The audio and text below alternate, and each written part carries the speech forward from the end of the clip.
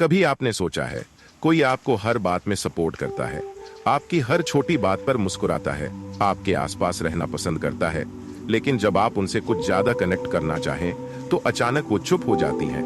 आपके मैसेज का रिप्लाई घंटों तक नहीं आता, आपकी फीलिंग्स को वो नजरअंदाज करती हैं। क्या ये प्यार है या सिर्फ एक इमोशनल गेम? कहीं ऐसा तो नहीं कि वो आपको चाहती हैं लेकिन फिर भी इग्नोर करती हैं? अगर आप इस सवाल के जवाब में उलझे हुए हो तो ये वीडियो आपकी सोच को अंदर से हिला देगा। वीडियो को आखिर तक जरूर देखें, क्योंकि जो सच्चाई आप जानोगे वो आपको चौंका सकती है। और हाँ, वीडियो के बीच में कमेंट जरूर करिएगा, क्योंकि आपकी कहानी किसी और के लिए सबक बन सकती है। भाग 1, जब वो चाहती हैं फिर भी इग्नोर करती हैं। शुरुआत वहीं से होती है जहां आपका दिल टूटा था। कभी आपने अपने दिल से पूछा है कि वो जो लड़की आपको देखकर मुस्कुराती थी, जो आपकी हर बात को गौर से सुनती थी, जिसके चेहरे पर एक अलग सी रोशनी होती थी जब आप उसके आसपास होते थे, अब अचानक क्यों बदली बदली सी लगती है? वो अब भी आपकी आंखों में देखती है, पर वो पहले वाली गर्माहट नहीं रहती। मैसेज पढ़ती जरूर है मगर जवाब नहीं देती। कभी ऑनलाइन दिखती है फिर भी आपको इग्नोर करती है, और आप सोचते हैं क्या मैंने कुछ गलत कर दिया? क्या वो अब मुझसे प्यार नहीं करती? या फिर क्या ये सब सिर्फ एक खेल था? लेकिन सच्चाई कहीं और होती है, क्योंकि रिश्तों की सबसे बड़ी उलझन ये होती है कि अक्सर लोग चाहते तो हैं मगर पास नहीं आते। इग्नोर करने के पीछे छिपे हुए भावनात्मक कारण आपको जानकर हैरानी होगी कि जब कोई इंसान किसी को इग्नोर करता है तो 100 में से 70 बार ये दिल की कमजोरी होती है, ना कि नफरत। एक लड़की अगर आपको चाहती है तो वो आपके साथ वक्त बिताना चाहती है, आपके मैसेज का इंतजार करती है, आपके बारे में सोचना उसका आदत बन जाता है। लेकिन जब वही लड़की आपको इग्नोर करती है तो उसके पीछे कई गहरे और खतरनाक भाव छिपे होते हैं। एक, वो टूट चुकी होती है और फिर से नहीं टूटना चाहती, एक बार धोखा खा चुकी है। लड़की को जब कोई अच्छा लड़का मिलता है तो वो सबसे पहले खुद से सवाल करती है, क्या ये भी मुझे छोड़ देगा? वो डरती है उस नजदीकी से जो किसी दिन जुदाई बन जाए, इसलिए वो दूर हो जाती है। ना इसलिए कि वो आपको पसंद नहीं करती, बल्कि इसलिए कि वो खुद से डरती है। 2, वो आपकी अहमियत को परख रही होती है। कुछ लोग रिश्तों में एफर्ट देखना चाहते हैं। वो ये नहीं चाहते कि आप सिर्फ कहें, वो चाहते हैं कि आप उनके लिए खुद को साबित करें। इसलिए वो जानबूझकर आपको इग्नोर करती है ताकि देखें क्या आप वाकई उनके लिए रुक सकते हैं, क्या आप उस इग्नोर के बावजूद उन्हें वैसा ही प्यार दे सकते हैं। यह एक कड़वा सच है मगर हकीकत यही है। 3, वो अपने अंदर के तूफान को नहीं दिखाना चाहती। हर इंसान के अंदर एक मास्क होता है, एक नकाब जो वो दुनिया को दिखाता है। वो लड़की जो आपको इग्नोर कर रही है शायद अंदर ही अंदर रो रही हो, लेकिन वो आपको अपनी कमजोरी नहीं दिखाना चाहती। क्यों? क्योंकि आज की दुनिया में फीलिंग्स को कमजोरी माना जाता है। स्टोइसिज्म का भी यही सिद्धांत है, दुनिया को अपनी भावनाओं का कंट्रोल मत दो। तो वो लड़की आपको देखकर खुश होती है मगर अपने चेहरे पर तटस्थता का नकाब पहन लेती है। अब आप क्या करें? यहाँ पर जरूरी है कि आप भी एक स्टोइक की तरह सोचें। मतलब रिएक्ट मत करो, रिस्पॉन्ड करो। रिएक्ट करने का मतलब है बार बार मैसेज करना, गुस्से में आ जाना, खुद को दोष देना। रिस्पॉन्ड करने का मतलब है ऑब्जर्व करना, समझना कि उसके पीछे की कहानी क्या है। खुद को टूटने नहीं देना, खुद को और मजबूत बनाना। कमेंट में जरूर बताना, क्या आप भी कभी किसी ऐसे रिश्ते में थे जहां सामने वाला आपको चाहता था फिर भी इग्नोर करता था? आपकी बात किसी और की आंख खोल सकती है। अगले भाग में क्या होगा? अगले भाग में हम जानेंगे कैसे मिक्स्ड सिग्नल्स एक इंसान के मन को धीरे धीरे खोखला कर देते हैं। क्या ये प्यार है या इमोशनल मैनिपुलेशन? और सबसे जरूरी बात, जब कोई आपको लगातार इग्नोर करे तो कैसे खुद की कद्र वापस पाई जाती है। भाग 2, मिक्स्ड सिग्नल्स। जब दिल कुछ कहता है और व्यवहार कुछ और। कभी आपने वो एहसास जिया है जब कोई इंसान आपको देखकर मुस्कुराता है, आपसे मिलकर खुश होता है, लेकिन जैसे ही आप थोड़ा और करीब आना चाहते हैं वो अचानक आपको पीछे धकेल देता है। ये होता है मिक्स्ड सिग्नल्स का जहर। एक तरफ उनके हाव भाव, उनकी बातें आपको यकीन दिलाती हैं कि वो भी आपको महसूस करती हैं। दूसरी तरफ उनका इग्नोर करना, जवाब ना देना, टालना आपको खुद के वजूद पर शक करवा देता है। और यही इमोशनल कंफ्यूजन है जो आपकी आत्मा को थका देता है। मिक्स्ड सिग्नल्स का मनोवैज्ञानिक विश्लेषण, मिक्स्ड सिग्नल्स सिर्फ भ्रम नहीं होते, ये उस इंसान की भीतरी उलझन का परिणाम होते हैं। हो सकता है वो खुद नहीं जानती कि उन्हें क्या चाहिए, वो अतीत के जख्म से पूरी तरह उबर नहीं पाई। या फिर वो चाहकर भी किसी पर भरोसा नहीं कर पा रही। एक तरफ वो चाहती हैं कि आप पास आएं, दूसरी तरफ वो डरती हैं कि आप भी चले जाओगे। तो जब आप प्यार से आगे बढ़ते हो वो डिफेंसिव हो जाती हैं, क्योंकि उनके अंदर एक इमोशनल वॉल खड़ी हो चुकी होती है। आप पर इसका असर क्या होता है? आप लगातार ये सोचने लगते हैं, क्या मैं ही बहुत ज्यादा चाहता हूं? क्या मैं उसे सफोकेट कर रहा हूं? क्या मैं उसे सफोकेट कर रहा हूं? क्या मेरी फीलिंग्स की कोई वैल्यू नहीं? आप खुद को छोटा महसूस करने लगते हैं, आपकी सेल्फ वर्थ गिरती जाती है और आप एक ऐसे भ्रम में फंस जाते हैं जहां सामने वाला कभी क्लैरिटी नहीं देता और आप कभी क्लैरिटी मानने की हिम्मत नहीं करते। यही वो साइकोलॉजिकल ट्रैप है जहां इंसान खुद को खोने लगता है।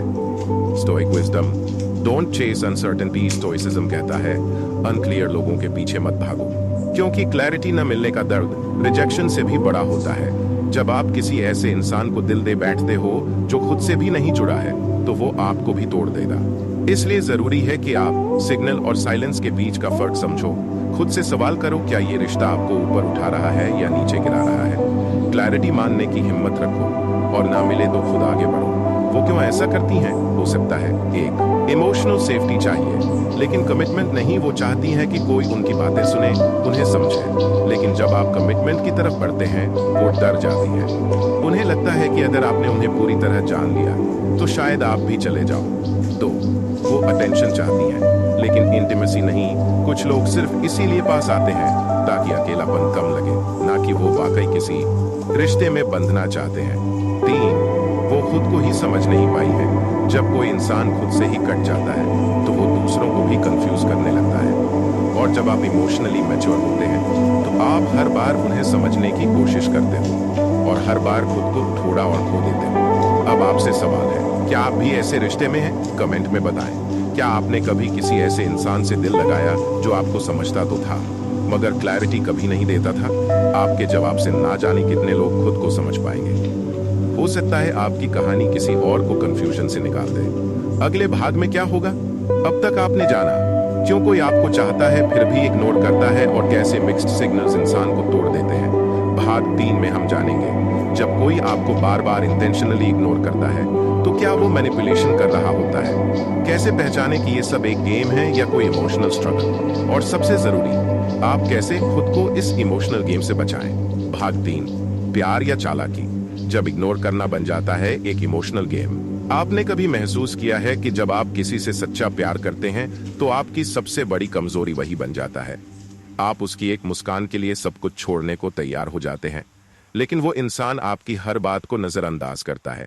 कभी रिप्लाई नहीं देता, कभी आपसे बात अधूरी छोड़ देता है, कभी कुछ दिन बेहद करीब आता है और फिर अचानक गायब हो जाता है। आप सोचते हैं शायद उसका मूड ठीक नहीं है, शायद वो बिजी होगी, शायद मैंने कुछ गलत कहा होगा। लेकिन सच्चाई ये होती है कि आप एक इमोशनल गेम का हिस्सा बन चुके होते हैं। मैनिपुलेशन क्या होता है? मैनिपुलेशन का मतलब है जब कोई इंसान आपको जानबूझकर ऐसी स्थिति में रखे जहां आप हमेशा सस्पेंस में जिए, आपको नजरअंदाज कर दे, लेकिन जब आप दूर जाने लगे तो आपको फिर से पास खींच ले, कभी बहुत प्यार दिखाए, कभी एकदम कोड हो जाए। इस तरह का व्यवहार कोई गलती नहीं होता, ये एक टेक्निक होती है जिसे हम कहते हैं इमोशनल हुकिंग। सावधान, ये है इमोशनल मैनिपुलेशन के संकेत। 1, आज बहुत प्यार, कल एकदम इग्नोर, ताकि आप उलझे रहें और वो कंट्रोल में रहे। 2, ब्रेड क्रमिंग, छोटे छोटे अटेंशन क्रम्स देना ताकि आप पूरी उम्मीद से जुड़े रहें लेकिन कुछ भी सॉलिड ना मिले। 3, साइलेंट ट्रीटमेंट, जब आप कोई सवाल पूछो तो चुप्पी, ताकि आप गिल्ट महसूस करो और उनसे माफी मांगो बिना गलती किए। 4, गैसलाइटिंग, जब आप कुछ पूछो तो उल्टा आपको ही दोषी बना दे, तुम ही ज्यादा सोचते हो, ये सब तुम्हारा वहम है। ऐसा वो क्यों करती हैं? एक पावर मेंटेन करने के लिए। इग्नोर करके वो अपने इर्द गिर्द एक पावर ऑरा बनाती हैं ताकि आप उन्हें पाने की कोशिश करते रहें। सेल्फ ईगो बूस्ट के लिए, जब कोई इंसान बार बार आपको चाहता है तो सामने वाले को सुपीरियोरिटी का एहसास होता है। 3, फियर ऑफ रियल लव, कभी कभी लोगों को सच्चा प्यार डराता है, इसलिए वो अनकॉन्शियसली उसे सैबोटेज कर देते हैं। अब आप क्या करें? एक स्टोइक जवाब। एक स्टोइक क्या करता? वो भावना में बहता नहीं, वो स्थिति को ऑब्जर्व करता है, सोचता है और फिर काम करता है। 1, अपनी सीमाएं तय करें। अगर कोई बार बार इग्नोर करता है तो एक लिमिट तय कीजिए कि आप कब तक सहेंगे। 2. साइलेंस को जवाब बनाइए। कभी कभी सामने वाला साइलेंस से खेलता है तो जवाब भी साइलेंस में दीजिए, क्योंकि no response is also a powerful response. 3. खुद से प्यार करना शुरू करें। खुद को वो अटेंशन दीजिए जो आप उनसे मांगते थे। खुद को प्रायोरिटी बनाइए। अब आपसे सवाल है, क्या आप इमोशनल गेम का हिस्सा बन चुके हैं? कमेंट करके बताइए। क्या आपने कभी किसी ऐसे इंसान से रिश्ता निभाया जो आपको बार बार कंफ्यूज करता रहा, कभी पास आता, कभी दूर जाता? आपका अनुभव किसी और को इस गेम से बाहर निकलने में मदद कर सकता है। अगले भाग में क्या होगा? अब तक आपने समझा कैसे इग्नोर करने का व्यवहार कभी कभी इंटेंशनल गेम बन जाता है और आप इससे कैसे बच सकते हैं, एक स्टोइक दृष्टिकोण से। भाग 4 में हम जानेंगे, जब आप लगातार इग्नोर होते हैं तो आपकी सेल्फ वर्थ कैसे टूटती है, इमोशनल रिजेक्शन के साइकोलॉजिकल असर और कैसे आप खुद को फिर से इमोशनल रूप से हील कर सकते हैं। भाग 4, जब इग्नोर किया जाना आत्मा को चुपचाप तोड़ने लगता है और आप खुद से दूर होने लगते हैं। इग्नोर किया जाना दर्द देता है, लेकिन सबसे ज्यादा दर्द तब होता है जब कोई वो इंसान आपको इग्नोर करे जिससे आपने अपनी जिंदगी जोड़ रखी हो। उसका कोई जवाब न देना, आपकी बातें टाल देना, आपकी मौजूदगी को छोटा करना धीरे धीरे आपके आत्मविश्वास को खा जाता है। आप बाहर से ठीक दिखते हो, लेकिन अंदर कुछ टूट चुका होता है। इमोशनल रिजेक्शन का मनोवैज्ञानिक असर, जब कोई बार बार आपको नजरअंदाज करता है तो यह सीधे आपके नर्वस सिस्टम और माइंडसेट पर असर करता है। सेल्फ वर्थ गिरने लगती है। आप खुद से सवाल पूछने लगते हैं, क्या मैं अच्छा नहीं हूँ? क्या मैं अच्छा नहीं हूँ? क्या मुझ में ही कोई कमी है? क्या मैं प्यार के लायक नहीं? ये सवाल आपके अंदर धीरे धीरे सेल्फ डाउट का जहर भरते हैं। ओवर थिंकिंग की लत लग जाती है। आप हर छोटी बात का विश्लेषण करने लगते हैं। उसने मैसेज देखा लेकिन जवाब नहीं दिया, क्या मैं बोरिंग हो गया हूँ? आज उसने मुझसे नजरें नहीं मिलाई, क्या मैंने कुछ गलत कर दिया? आपकी मेंटल एनर्जी सब कुछ सोचने में खर्च होने लगती है और जीवन की असल खुशी आपसे दूर होती जाती है। इमोशनल डिपेंडेंसी का जाल, जब आप बार बार किसी को मानते हो जो आपको इग्नोर करता है तो एक वक्त आता है जब आप उनकी वैलिडेशन के बिना अधूरे लगते हो। अब आपकी मुस्कान, आपका दिन, आपकी नींद सिर्फ उसी के रेस्पॉन्स पर टिकी होती है। यही वो स्टेज है जहां आप खुद को खो देते हैं। अब जरूरत है खुद को वापस पाने की। एक स्टोइक तरीके से स्टोइक फिलॉसफी यही सिखाती है, don't give others the permission to define your worth. आपकी वैल्यू किसी के व्यवहार से तय नहीं होती, वो आपके अंदर होती है, आपके काम, आपके विचार, आपके आत्मसंयम में। एक, खुद से बात करना शुरू कीजिए। हर दिन एक बार खुद से ये कहिए, मैं उस इंसान के लिए नहीं जीता जो मुझे इग्नोर करता है, मैं अपने आत्मसम्मान के लिए जीता हूँ। ये 2 वाक्य हर दिन बोलिए। ये मंत्र बन जाएगा जो धीरे धीरे आपकी टूटी हुई आत्मा को जोड़ देगा। 2, डिजिटल डिस्टेंस बनाइए। अगर आप लगातार उसके ऑनलाइन होने को देखते रहते हो, उसके स्टेटस या डीपी से अपना मूड तय करते हो, तो ये इमोशनल सेल्फ हार्म है। खुद पर ये कंट्रोल लाइए, अनफॉलो करिए, म्यूटेड रखिए, ध्यान दूसरी दिशा में लगाइए। ये कोई ईगो नहीं, ये सेल्फ केयर है। 3, नई गतिविधियां अपनाइए। जो एनर्जी आप उस इंसान के पीछे लगा रहे थे, अब वही एनर्जी अपने अंदर लगाइए। कोई किताब पढ़िए, कोई नई स्किल सीखिए, अकेले कहीं घूमने जाइए। हर बार जब आप खुद को चुनते हो, आप थोड़ा और हील होते हो। अब आपसे एक दिल से जुड़ा सवाल, कमेंट में बताइए, क्या आपने कभी खुद को किसी के इग्नोर करने की वजह से खोया है? अगर हाँ, तो आपने क्या किया? कैसे खुद को वापस पाया? आपके शब्द किसी और के लिए संजीवनी बन सकते हैं। अगले भाग में क्या होगा? अब तक आपने जाना कैसे इग्नोर किया जाना हमारी आत्मा को तोड़ता है, कैसे इमोशनल पेन एक गहरी छाया की तरह पीछे पड़ जाता है और कैसे एक स्टोइक की तरह खुद को वापस पाया जा सकता है। भाग 5 में हम जानेंगे, इग्नोर करने वाले व्यक्ति को कैसे समझें, क्या वो लौट सकता है, क्या हमें माफ करना चाहिए, और सबसे जरूरी, क्या कभी खुद से भी दूरी बनानी पड़ती है हीलिंग के लिए। भाग 5, क्या वो वापस आएगा? क्या माफ कर देना चाहिए या आप खुद से दूरी बनानी जरूरी है? आप रोज खुद से यही सवाल पूछते हो, क्या वो कभी मेरी अहमियत समझेगा? क्या वो फिर से लौटेगा? क्या मुझे अब भी उम्मीद रखनी चाहिए? और फिर कभी एक रैंडम रात को उसका मैसेज आ जाता है, हे या कैसे हो?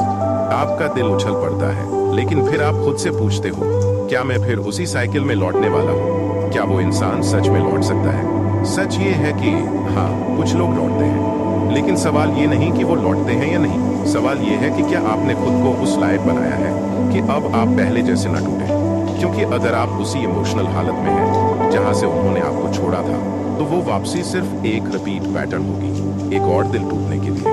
क्या माफ कर देना चाहिए? हाँ, अगर वो बदल गया है, अगर उसका व्यवहार जेन्युइनली बदल गया है, अगर उसने क्लैरिटी दी है, अगर उसने गलती मानी है, नहीं, अगर वो फिर से वही कंफ्यूजन लेकर आया है, अगर उसका लहजा, साइलेंस और माइंड गेम्स वैसा ही है, अगर वो आपकी हीलिंग का आदर नहीं करता, माफी कोई गिफ्ट नहीं होती, माफी एक समझदारी होती है। और अगर वो लौटता ही नहीं, तो भी आप हार नहीं गए हो, आपने खुद को चुन लिया है, और यही सबसे बड़ा जीत होती है। एक स्टोइक कहता है, जो तुम्हारे नियंत्रण में नहीं है, उसके बारे में पीड़ा महसूस मत करो। आप किसी को मजबूर नहीं कर सकते कि वो आपको समझे या लौटे, लेकिन आप खुद को मजबूत बना सकते हो कि अगर वो ना भी लौटे, आप फिर भी अधूरे ना लगो। कभी कभी खुद से भी दूरी बनानी पड़ती है। कभी आपने महसूस किया है, जब आप ज्यादा सोचने लगते हो, हर बार खुद को ब्लेम करते हो, हर उस बिहेवियर के पीछे अपनी गलती ढूंढने लगते हो, तो असल में आप अपने ही अंदर इमोशनली अब्यूसिव हो जाते हो। और तभी जरूरी हो जाता है कि आप अपने पुराने वर्जन से दूर हो जाओ। कुछ वर्जन जिन्हें अब विदा कर देना चाहिए, जो हर बार किसी की कोल्डनेस को प्यार समझता था, जो अपने इमोशंस को दबा देता था ताकि दूसरा खुश रहे, जो अपने लिए कभी खड़ा नहीं हुआ। इन वर्जन को छोड़िए, क्योंकि अब वक्त है नए युग को जन्म देने का। अब आपसे सीधा सवाल, कमेंट करके बताइए, क्या आपको भी कभी ऐसा महसूस हुआ कि कोई इंसान लौट तो आया, लेकिन उसकी वापसी पहले जैसे दर्द के साथ थी? क्या आपने माफ किया या खुद को चुना? आपकी कहानी किसी और को उसकी हिम्मत लौटा सकती है। अगले भाग में क्या होगा? अब तक आपने जाना, इग्नोर करने वाला कभी लौट सकता है या नहीं, माफी देने की सच्ची कसौटी क्या होती है, और कैसे खुद से भी दूरी जरूरी होती है। हीलिंग के लिए भाग 6 में हम जानेंगे, जब आप पूरी तरह टूट जाते हैं तो फिर खुद को कैसे रिबिल्ड किया जाता है, कैसे इमोशनल घावों से बाहर निकलकर एक नया युग खड़ा होता है, और कैसे हर दर्द एक नई दिशा बन सकता है। भाग 6, जब तुम्हारा सब्र उनकी नजर में कमजोरी बन जाए। कुछ रिश्ते ऐसे होते हैं जहां तुमने हर बार माफ किया, हर बार अपनी पीड़ा को मुस्कान में छुपा लिया, हर बार अपनी पीड़ा को मुस्कान में छुपा लिया, क्योंकि तुम्हें लगा शायद यही प्यार है, शायद वही लौट कर आएगा जो आज नजरअंदाज कर रहा है। लेकिन सच्चाई ये है, इस दुनिया में सबसे बड़ा धोखा तब होता है जब तुम्हारी अच्छाई को लोग कमजोरी समझ लेते हैं। तुमने अपना सब्र दिखाया, लेकिन उन्हें लगा कि तुम डरते हो। तुमने अपनी खामोशी से रिश्ता बचाना चाहा, लेकिन उन्हें लगा तुम में बोलने की ताकत नहीं। तुमने दर्द में भी उनका साथ नहीं छोड़ा, लेकिन उन्हें लगा कि तुम कहीं नहीं जाओगे, चाहे वो तुम्हें तोड़ते जाएं। और एक दिन वो तुम्हारे उस सब्र को ठुकरा देते हैं, जैसे वो कभी मायने ही नहीं रखता था। यही वो मोड़ होता है जहां तुम्हें खुद को बदलना पड़ता है। तुम्हें अपने अंदर उस आग को जगाना होता है जो तुम्हें फिर से खड़ा कर सके। तुम्हें याद दिलाना होता है कि तुम भी इंसान हो, और तुम्हारा दिल भी इज्जत चाहता है, प्यार नहीं, इज्जत। क्योंकि जहां इज्जत नहीं है, वहां कोई रिश्ता नहीं है। कभी कभी किसी को छोड़ देना ही सबसे बड़ी मोहब्बत होती है, खुद से। जब वो तुम्हारे होने की कदर नहीं करते, तब तुम्हारा जाना ही उन्हें उनकी सबसे बड़ी सीख देता है। जब तुम चुपचाप गायब हो जाते हो, तब उनके अंदर सवाल उठने लगते हैं, कहाँ गया वो इंसान जो हर बात पे साथ होता था? क्यों अब उसकी आंखों में मोहब्बत नहीं दिखती? क्या वो अब किसी और को चाहता है? और सच तो ये होता है कि तुम अब खुद से मोहब्बत कर रहे होते हो। दोस्तों, क्या आपको कभी ऐसा लगा है कि आपकी खामोशी को किसी ने कमजोरी समझ लिया? नीचे कमेंट में लिखकर जरूर बताइए। अगले भाग में हम बात करेंगे उस पल की जब तुम वापसी नहीं करते, जब सामने वाला इंतजार करता है, पछताता है, लेकिन तुम बदल चुके होते हो, क्योंकि अब तुम्हारा इमोशनल लगाव समझदारी में बदल चुका है। भाग 7, अब जब वो लौटता है तो बहुत देर हो चुकी होती है। कुछ रिश्ते, कुछ लम्हे और कुछ सच्चाइयां जब लौट कर आती हैं, तब हम वही नहीं होते जहां से उन्हें छोड़ा था। वो इंसान जो कभी तुम्हें नजरअंदाज करता था, आज तुम्हारी एक झलक के लिए तरसता है। वो जो तुम्हारे मैसेज का जवाब देने में 3 दिन लगाता था, अब तुम्हारी एक सीन के लिए घंटों ऑनलाइन बैठा रहता है। पर फर्क अब ये है, अब तुम वो नहीं रहे। अब तुमने खुद को खोकर खुद को फिर से पाया है। अब तुम सवाल नहीं पूछते, अब तुम जवाब नहीं मांगते, अब तुम्हारा सुकून तुम्हारे साथ है, किसी और की स्वीकृति में नहीं। जब तुम अचानक उसकी जिंदगी से गायब हो गए, उसने सोचा था कुछ देर का ही झटका है, पर जैसे जैसे वक्त बीता उसे एहसास हुआ कि उसने क्या खो दिया है। तुम्हारी वो मासूम मुस्कान, तुम्हारी वो निस्वार्थ मोहब्बत, वो हर बार माफ कर देने वाली फितरत अब उसके पास नहीं रही। और अब वो कोशिश करता है लौटने की, मैसेज करता है, हे लॉन्ग टाइम, पुरानी तस्वीरों पर दिल बनाता है, स्टोरीज पर रिएक्ट करता है। पर अब तुम्हारे पास जवाब देने का वक्त नहीं है। अब तुम खुद को बेहतर बनाने में लगे हो। अब तुमने सीख लिया है, जो चला गया उसे जाने देना भी एक कला है। अगर आप भी कभी किसी के जाने से टूट चुके हैं तो नीचे कमेंट में सिर्फ इतना लिखिए, अब मैं खुद को चुनती हूँ। और देखिए कितने लोग हैं जो आज खुद को पहली बार गले लगा रहे हैं। किताबी दुनिया का संदेश दोस्तों, अगर आपको ये वीडियो दिल को छू गई हो, अगर कहीं ना कहीं आपने खुद को इसमें पाया हो, तो एक बार जरूर विजिट कीजिए हमारे YouTube चैनल किताबी दुनिया, जहां हर हफ्ते हम आपके लिए लाते हैं ऐसी ही जिंदगी से जुड़ी कहानियां, किताबों से निकली वो सीखें जो आपको बदल देंगी और विचार जो आपके भीतर की ताकत को जगा देंगे। तो अभी सब्सक्राइब करें और बेल आइकन दबाना ना भूलें ताकि अगली कहानी आप मिस ना करें। अंत में, जिंदगी में जब आप चुप हो जाते हैं तो सबको आपकी आवाज सुनाई देने लगती है, और जब आप खुद को चुनते हैं तभी कोई और आपको चुनने लायक बनता है। आपकी खामोशी आपकी सबसे बड़ी ताकत है।